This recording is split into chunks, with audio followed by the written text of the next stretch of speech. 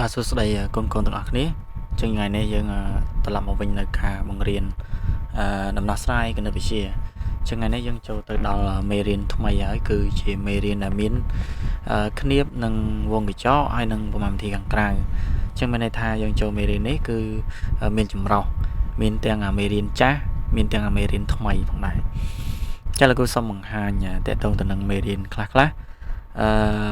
ដំបូងលោកគ្រូសូមបង្ហាញសញ្ញាអញ្ចឹងសញ្ញានេះគេហៅ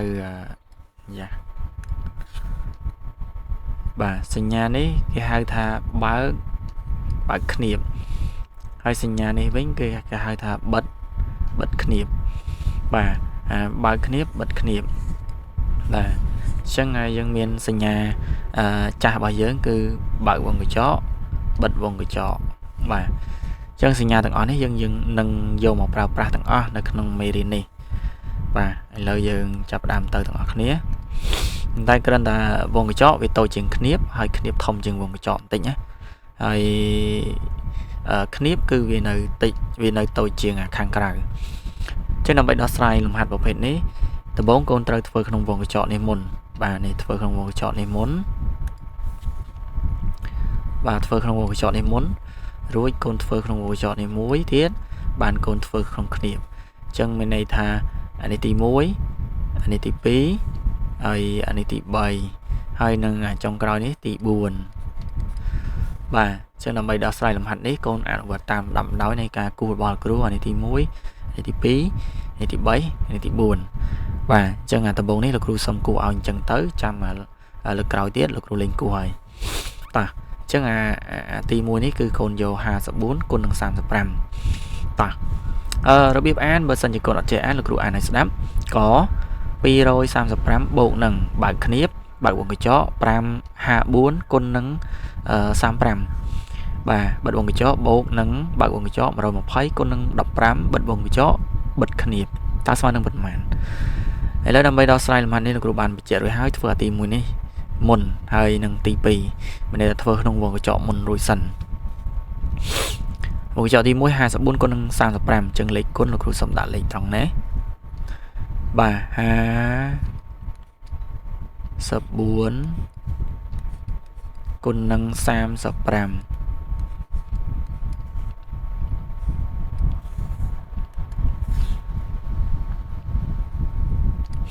តោះ5 ដង20អញ្ចឹងសេលេខ0ត្រាទុក2 5 ដង20 25បូក2 25 2បាទមេ3ម្ដង3 4 ដង 12អញ្ចឹងសេលេខ2ត្រាទុក1បាទ3 5 ដង 15 15បូក1 15 1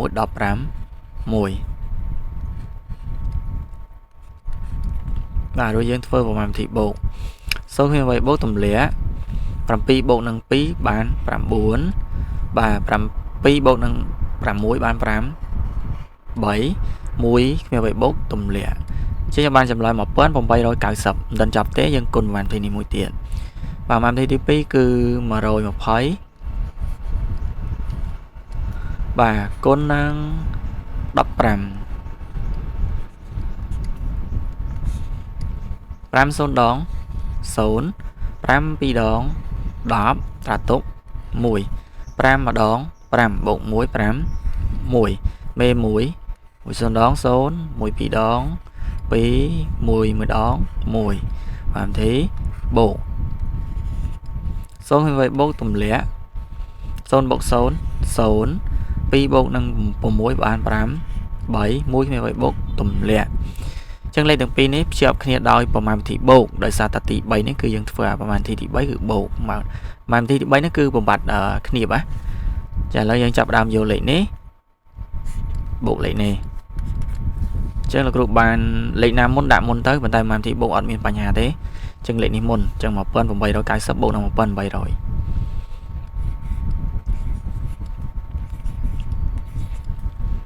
បូកបាទ1800បាទបានទីបូកមក0បូក0 0 9បូក0 9 8បូក8 16ត្រាទុក1អញ្ចឹង1បូក1 3 ដង 3បាទអញ្ចឹងយើងឃើញ3690 តែប៉ុណ្ណេះយើងមិនទាន់ចប់ទេយើងនៅជាប់ទៅដល់ប្រហែលនាទីទៅចុងក្រោយគឺទី4ប្រហែលនាទីខាងក្រៅ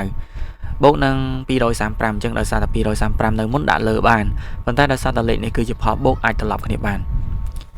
ចឹងលោកគ្រូយកលេខនេះដាក់លើណា3690បាទកូនបូកបាទ235បាទ0បូក5 5 9បូកនឹង3 12សេលេខ2ត្រាទុក1បាទ1បូកនឹង6 7 7បូក2 9បាទមុខនេះអត់មាន8បូកទេទម្លាក់បាទអញ្ចឹងចម្លើយយើងចុងក្រោយគឺ3925បាទអញ្ចឹងចម្លើយយើងឃើញប៉ុណ្្នឹងឯងបាទអញ្ចឹងតនេះស្មើបាទ3000យ៉ាផុតបាទ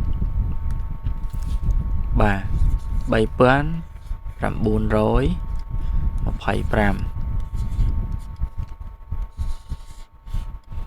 បាទអញ្ចឹងចំពោះលំហាត់ទីកចំពោះមេរៀនថ្មីរបស់យើងបានធីមានវងកញ្ចក់មានឃ្នៀបនិងខាងក្រៅនេះគឺលោកគ្រូឃើញចម្លើយ3925អញ្ចឹងបើសិនជាកូនឃើញចម្លើយដោយលោកគ្រូកូនឯងខមមិននៅខាងក្រោមវីដេអូរបស់លោកគ្រូថាលោកគ្រូខ្ញុំឃើញ3925តែបើកូនឃើញចម្លើយក្រៅពីលោកគ្រូមានន័យថាកូនអាចធ្វើខុសឬក៏ផិនច្រឡំប្រមាណទីបូកឬក៏គុណកន្លែងណាមួយហើយអរគុណច្រើនអញ្ចឹងចំពោះកូនមានបញ្ហាអីណាមួយឬក៏មានចម្ងល់អីអាចខមមិននៅក្រោមវីដេអូរបស់លោកគ្រូហើយយើងជួបគ្នានៅវីដេអូក្រោយទៀតលំហាត់ទីខបាយបាយ